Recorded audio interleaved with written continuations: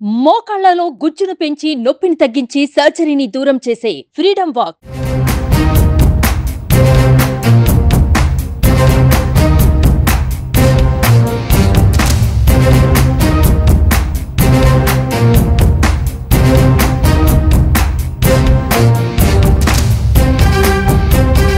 తన కోసమైనా ఇద్దరికి ఇటు కోడలికి గానీ అటు కొడుకు గానీ ఎప్పుడైనా చూసాం 100 సార్లు చెప్పాం.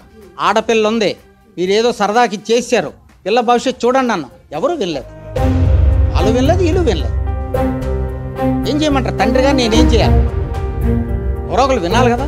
ఎవరు వెళ్ళలేదు. సరే, ఇప్పుడు మీ కోడలు చేస్తున్న ఈ ఫైట్ కి మామయ్యగా లేకపోతే అత్తయ్యగా మీ వైఫ్ అండ్ హస్బెండ్ సపోర్ట్ ఎట్లా ఉంటుంది? మాకు ఎటువంటి సంబంధం లేదు ఈ గొడవలో. ఎస్, తను ఎంత ఐఎమ్ నాట్ గోయింగ్ టు. మేమేం ఇన్వాల్వ్ అవ్వం. You're not going to involve.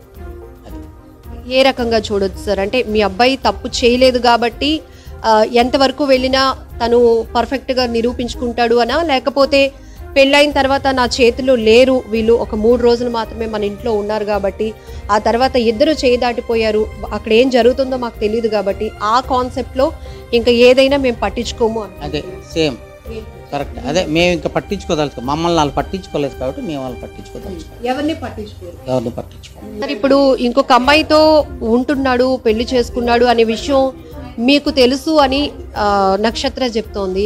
ఏడు తెలియడు. ఇప్పుడు నిన్న ఏదైతే సినిమా ఆఫీస్లో కనిపించినటువంటి అమ్మాయితో ఆ అబ్బాయి ఉంటున్నట్టు, ఇష్టపడినట్టు, పెళ్లి కూడా చేసుకుంటున్నారనో లేకపోతే పెళ్లి చేసుకున్నారనో మీకు తెలుసు అని ఇంతవరకు తెలియదమ్మా. అలాంటివి నా దగ్గర చెప్పడానికి వాళ్ళకి అంత ధైర్యం ఇంకా లేదమ్మా. నేను ఇంకొకరిని తీసుకెళ్ళిపోతాను, ఇంకొకరిని చేసుకుంటానని చెప్పడానికి ధైర్యం లేదు. అంతవరకు కరెక్ట్. నాకు ఇంతవరకు ఆ విషయాలు తెలియదు. అంటే పర్సనల్గా అడుగుతున్నామని కాదు, ఇందాక నాకు తెలియదు. టీవీలో న్యూస్ చూసిందాక నాకు కూడా టీవీ 2:30కి తెలిసింది. అంతవరకు నాకు ఏం జరిగింది ఏమిటి అనేది నాకు తెలియదు. సార్ మీ కోడలు చెప్తుంది నిన్న మీడియాతో, తేజే అన్నాడు స్టెప్ మదర్ కాబట్టి అక్కడ నేను ఉండలేకపోతున్నాను, అందుకే బయటికి వెళ్ళిపోదాం, వేరే కాపురం పెడదాము అని. ఇదంతా నిజమేనా సార్? తల్లిగా తను ఎట్లా చూసుకుంటారు? ఇప్పుడు వాడొచ్చి డాడీ ఈవిడ స్టెప్ మదరు, నేను భరించలేకపోతాను, ఈవిడతో వెళ్ళిపోతాను ఆడంటే నేను నమ్ముతాను. మరి ఈవిడ చెప్తుంది అలాగన్నాడని. ఎంతవరకు నిజం నాకేంటి తెలుస్తుంది? నాతో అయితే అనలేదు కాబట్టి ఐ కాంట్ బ్లేమ్ హిమ్. నాతో అంటే వెంటనే చెప్పేస్తాను, ఇక జీవితంలో అడుగు ఎక్కొద్దంట. ఆ మాత్రం ఫోన్ కాల్స్ కూడా మేము చెయ్యం.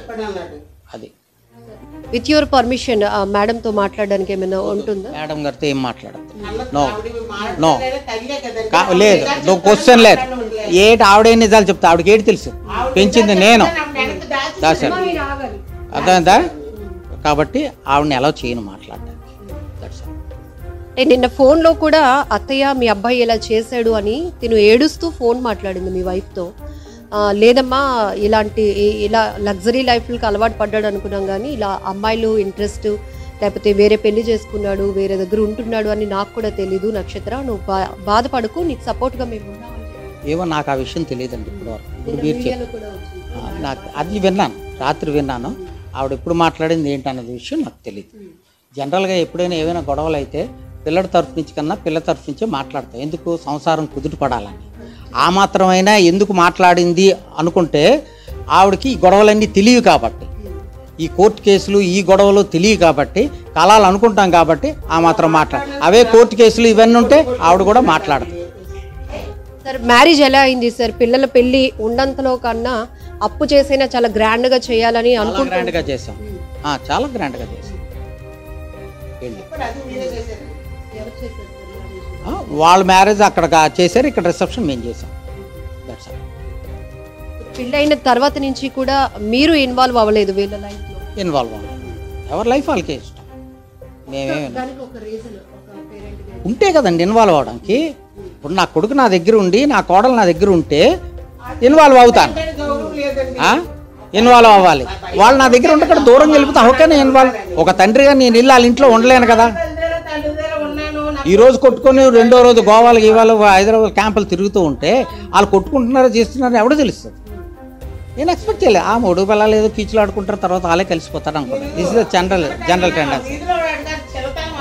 ఎప్పుడైనా వీళ్ళిద్దరూ కలుస్తారులే తెలియలేకుండా ఏదో చిన్న చిన్న ఆరోపణలు, చిన్న చిన్న గొడవలు కలుస్తారు అనే హోప్ ఎప్పుడైనా ఉంది?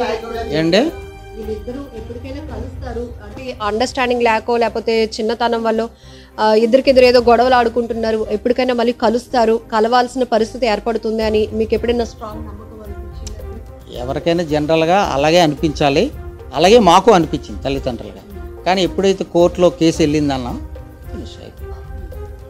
ఓకే సార్, ఫైనల్లీ నిన్న మీ అబ్బాయి తేజ ఇచ్చిన స్టేట్మెంట్ ఏదైతే ఉందో షీఈ్ మై వైఫ్ అని, డైవర్స్ అవ్వకుండా మరొకరితో ఉండటం, పెళ్లి చేసుకుంటాను అనటం, దీన్ని మీరు ఆయన్ని అడగండి ఆ విషయం, నేనేం చెప్పాను. ఆయన అడగాల్సినవన్నీ అడిగాము. ఒక తండ్రిగా, ఇక్కడ ఒక మావయ్యగా మీది 2 పాత్రలు కాబట్టి మిమ్మల్ని కూడా మేము గౌరవంగా వచ్చి ఒపీనియన్ ఇందులో నాదేం లేదు, ఇందులో నేనేం చేయలేను. అంటే దాన్ని ఆ స్టేట్మెంట్ ని తప్పు అంటారా, రైట్ అంటారా, ఏం చెప్తారు? రైట్ అన్న, నేను ఇప్పుడు రైట్ అన్న, అది వాళ్ళ ఇష్టం. ఇంకా ఇప్పుడు నక్షత్ర ఎంత ముందుకు వెళ్ళినా తన పోరాటంలో దీనికి మీరు సపోర్ట్ కానీ వ్యతిరేకించడం కానీ సంబంధం లేదు. ఆపించడాలు, వ్యతిరేకాలు, సపోర్ట్లు ఏవి ఉండవు. వాళ్ళిద్దరు లైఫ్ ఇండివిజువల్ వదిలేశారు, వాళ్ళిద్దరు ఫైట్ వాళ్ళదే, వాళ్ళ ఫైట్ వాళ్ళదే, వాళ్ళ జీవితం కోసం వాళ్ళు చూసుకోవాలి. నాకు 60 ఏళ్ళు అయిపోయి, ఇంకా నేను ఎవరిని జీవితాలు చూసే అంత కెపాసిటీ నాకు లేదు, ఓ మూల కూర్చోవలసిన పరిస్థితి నాది. So I can't involve all these things, ఎందుకంటే నాకు ఇంకో 2 చిన్నపిల్లలు ఉన్నారు, వాళ్ళని చూసుకోవాలి. Thank you sir. ఫైనల్గా ఒక ఫాదర్గా చాలా ఫ్యామిలీస్లో ఇలాంటి డిస్టర్బెన్స్లు చూస్తూ ఉన్నాము. సో పేరెంట్స్కి దగ్గరగా లేకపోవడం వల్ల పిల్లల పరిస్థితులు తెలుసుకోలేని పరిస్థితి, ఇప్పుడు మీరు అంటున్నట్టుగానే ఇలా ఉండకుండా ఉండాలంటే ఒక మెసేజ్ పిల్లలకి కానీ పేరెంట్స్కి కానీ ఇద్దరికి. అమ్మ, మెసేజ్ అంటే ఒకటి వినండి, పెళ్ళిళ్ళు అయిన తర్వాత ఎప్పుడు కూడా వాళ్ళ తల్లిదండ్రుల దగ్గరే ఉండాలి. ఉంటే పిల్లలు పుట్టిందాకా తల్లిదండ్రుల దగ్గర ఉంటే పిల్లడు భయభక్తులతో బతుకుతారు. ఒక పిల్లడు పుట్టిన తర్వాత వాళ్ళు సెటరేట్ అవుతారు.